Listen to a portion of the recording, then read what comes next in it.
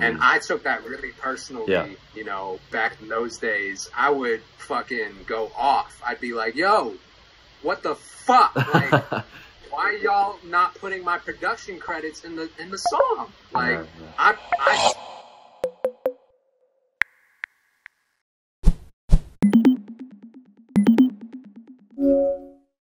Yo, Hey, what's up, bro? how's it going, man? What are you doing? What are you up to? Oh man, just working on some content, just multitasking, man. That's all I do. Yeah, that's dope, man. Are you out in Atlanta right now, or You said what? are you out in Atlanta right now? Yeah, I live here. Oh, okay, word. I was just there, and you know what, man? I saw that you were speaking at A3C, and I was there, and I missed it though. I missed it.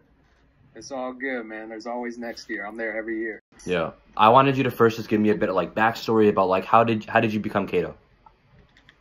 Oh man, that's a long story, but I'll try to keep it Yeah, short. word.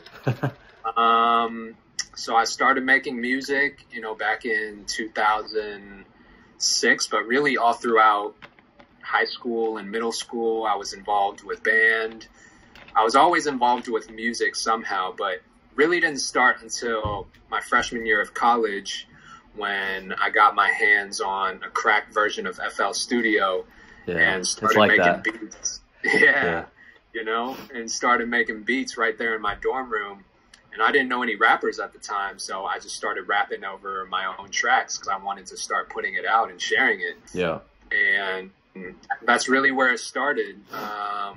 And then I eventually relocated to Atlanta.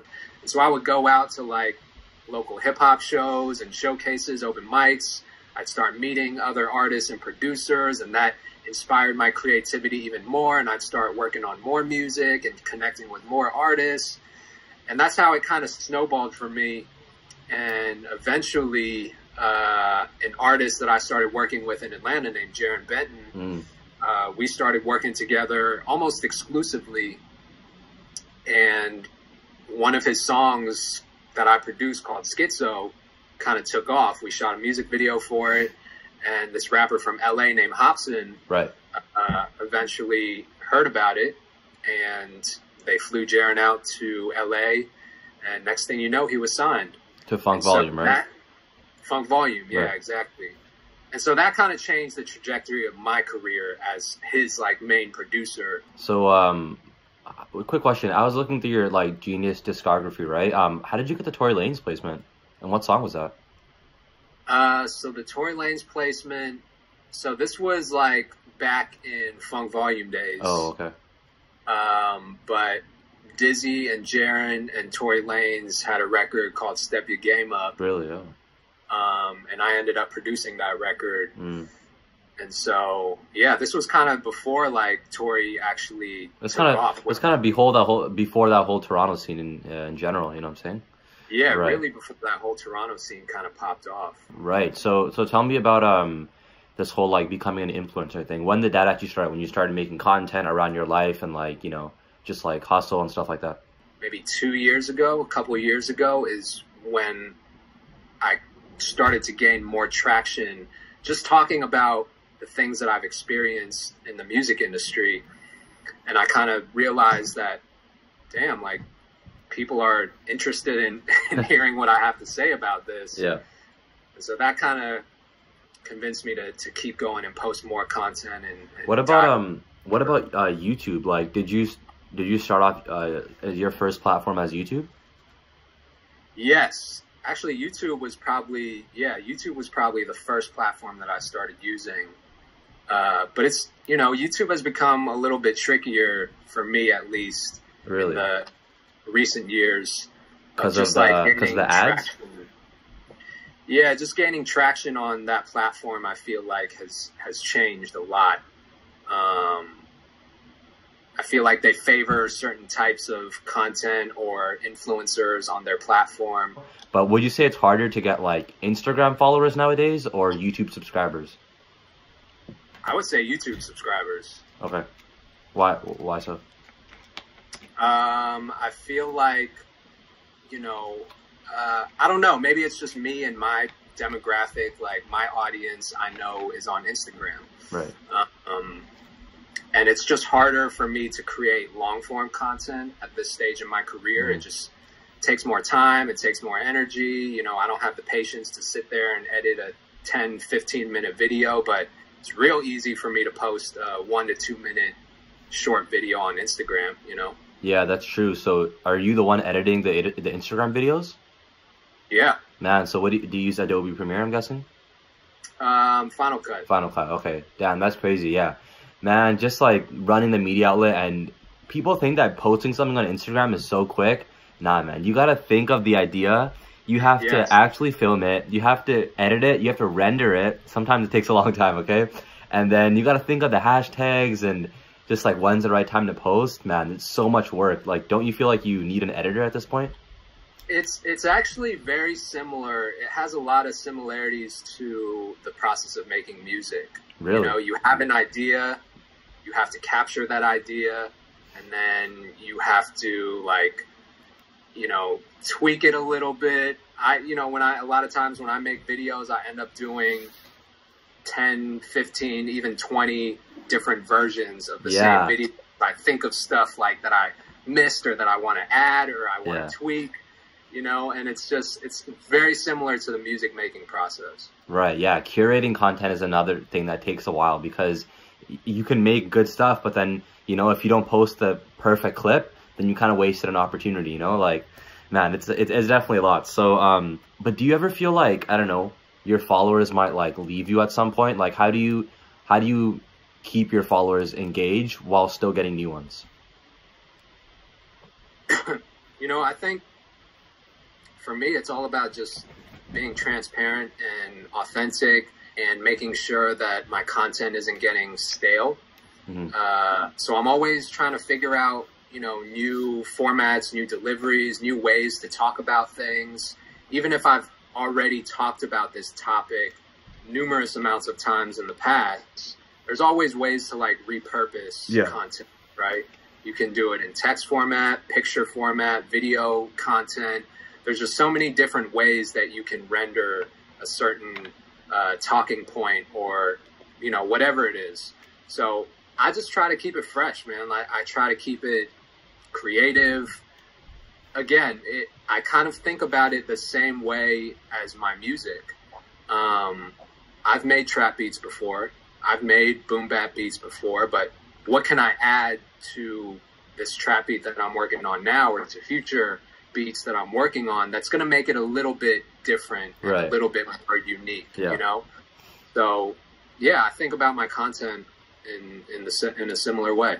So, I totally get what you're saying, but I feel like, you know, when I'm looking at like media outlets and influencers and things like that, or just Instagram pages, I kind of feel like if you have a personality, you have a bit over of an edge over something like, let's say, like Genius compared to like DJ Academics, right? So like, what's your thoughts on that? How important do you think it is to have like include your personality in your brand? I'm big on personal branding. Okay, that's my thing. You know, I realized at a certain point in my career that the beat videos and me, you know, just showing how I you know, make beats or break down production, like that's only going to take me so far. Yeah. Because people are not buying into the music necessarily. They're buying into me as the brand. Right. And what I represent. You know what I mean? Like they connect with what I'm saying and what I represent as a person, ultimately.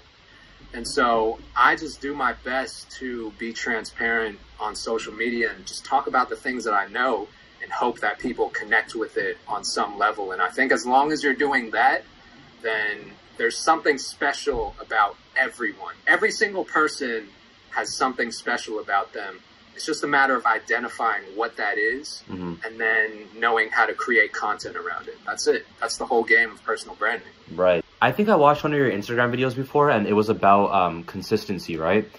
What do you think about, you know, like you mentioned, even Gary Vee says this, like you got to post a ton of content every day, whatever. But what are your thoughts on like these rare rappers, you know, people who drop music like every, like a year or two, even like including singles? They already have millions and millions of people following them, paying attention to them. So they can build up that hype, kind of fall off the radar for a little bit and rebuild that momentum because they already have direct access to all their fans. The problem is when new upcoming emerging artists that have 0 fans, or even if you have 1,000 fans or 5,000 fans, right? That's nowhere near the size of the platform that these established artists have. Right. So they think that they can just take that same strategy that Playboi Carti or Kendrick Lamar uses and it's going to work for them, right? And 100% of the time, it doesn't work because you don't have the same platform. You haven't built the same foundation as these other artists. Like that's just a fact. So yeah, I recognize that some artists are able to do that, but you have to understand, you have to also be self-aware and understand what level you're at. Like you can't expect to get those same results if you haven't put in the same work as these other artists. What do you, like, do you get DMs from people that are asking you like, hey, Kato, like, how can I, you know, like I made this amazing content, but the algorithm is like fucking me over. Like, have you gotten people like commenting that or? Oh, of course. I mean, people use every excuse in the book to explain why they haven't gone further in their career. Yeah. But I'm not really trying to hear that shit. Like, you know, with the platforms and the access that we have today, there's really no excuse, bro. No excuse at all. Like the fact that we can access the entire planet from just our phone. You know, again, I come from the era of where it was just MySpace, and before that, we didn't have shit. You had to go out to these. You had AOL. We had AOL. Like you had to shake each hand individually to really make a connection with a fan. And so I don't take any of this shit for granted. I think it's amazing that we have these platforms at our disposal. Have you came across content that you thought was like amazing, but then you're like, oh, what the heck? Why doesn't it have the right traction? You know what I'm saying? I know that if something, it's the same thing with music, right? I hear music that I hear that's like incredible. Obviously, an artist is really talented, but they don't have the numbers that I feel like they could be doing. I know that from that point, it's just a matter of time and work ethic before they get to that point. Okay. And so, yeah, I think there's a lot of stuff out there that's slept on. But if it's really, really good and that person is really super consistent, then it's just a matter of time before they take off. Right. And just like consistently posting, I guess. Because, yeah, you can't, like, you can just go, people think you go viral over like one video, you know, it's kind of not how it works. But I want to ask about your team, because you mentioned that you do all these social media videos. You know, for me, it's like, the thing I believe in is you shouldn't get a team until you literally are like burnt out. Like, you know, like you feel like you can't do things by yourself anymore. So the thing that I thought I couldn't do myself anymore was emailing. Like I can't be reaching out to people anymore, right? So I got an intern to do that. But ever since then, it's like, man, I need a video editor, because editing long form content like we were talking about, it takes your whole week away. So bro, I honestly think that you should just do as much as you can by yourself right now. You know, like I literally do everything. I only hired my intern Abi maybe 2 or 3 months ago. But up to that point, and he only helps me with certain logistical things, you know, emailing, stuff like that, like real basic things. But everything else, 98% of everything is still done 100% by me. So from managing my own social media to creating the content to editing, to reaching out to people, following up, you know, I have so many like micro engagements on a daily basis, from DMs to emails to text messages. Like I'm managing everything by myself. Yeah. Editing long form content is definitely more time consuming, but at the same time, it doesn't have to be super fancy. Like you can make quick cuts, nothing, like really minimal editing if you're just posting like interviews and stuff like that. As long as the content is good, I feel like people will pay attention to it. I think the difference is for me, so before creating Kids Take Over, I worked on the art direction of things, right? And it's kind of the opposite of what you're saying. Like the interviews require a lot of editing, and there's like a ton of motion graphics and stuff like that, right? So for me, it is a little bit different. But you mentioned you kind of wearing all the hats, right? I think it's fun, you know, having your own brand and your own business because you're in control of everything. But at some point, it's like you don't even get time to live a normal life. Have you ever felt that way? No, I Really? don't actually. Like I have found a great balance in my life, and I'm very blessed and appreciative of that. Because I have full control over my business and I have that freedom, I can kind of build and mold my business and my personal life however I want to, because I have full control, right?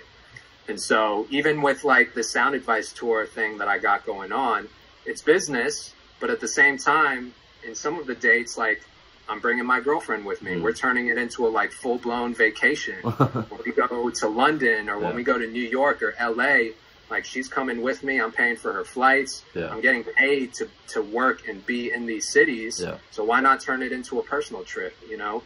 So because I have full control over my business, I can do things like that.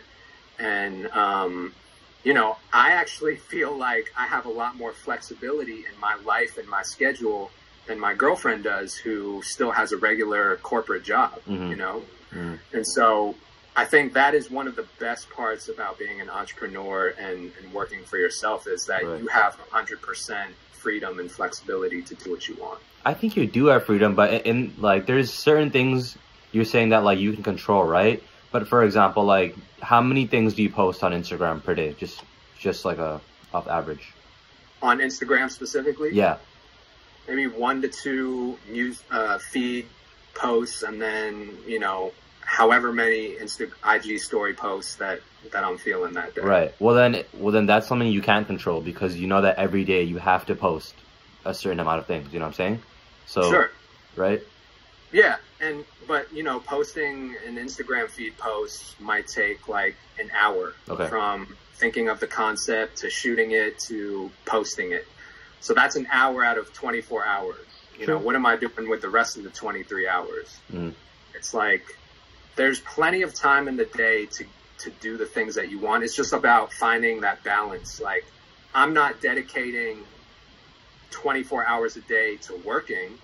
I know exactly, because I'm so hands-on, I know exactly what needs to be done. I try to plan in advance as much as possible and just keep things organized. And as long as you do that, like, you can have a perfectly balanced work and personal life. Yeah, I think you make a good point.